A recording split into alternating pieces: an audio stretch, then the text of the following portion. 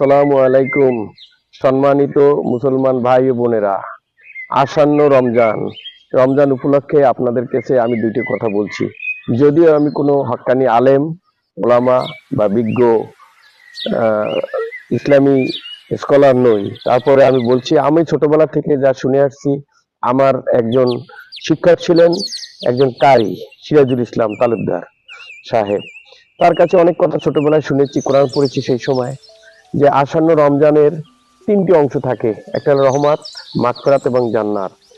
এই এই সময়ে, এই সারা বছরের রমজানে যদি আমরা এই এই আমাদের গুনাহ মাফের, যদি গুনাহ মাফ না করতে পারি, তাহলে আমরা একদম হতভাগা।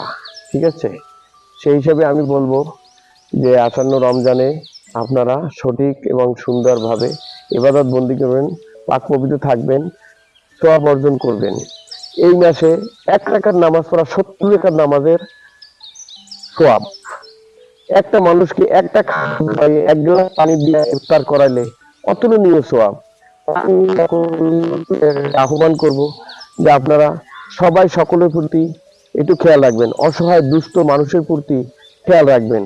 তাহলেই মানুষ সেবা পরম ধর্ম, এরকম একটা কথা আছে। অনেক সময় দেখেন গাড়িতে লেখা, বিভিন্ন পোস্টারে, বিভিন্ন জায়গায় লেখা থাকে। আসলেই মানুষের সেবা করতে হচ্ছে। আল্লাহ বলছে, তোমরা যদি আমাকে ভালোবাসো তাহলে মানুষকে ভালোবাসতে শেখো।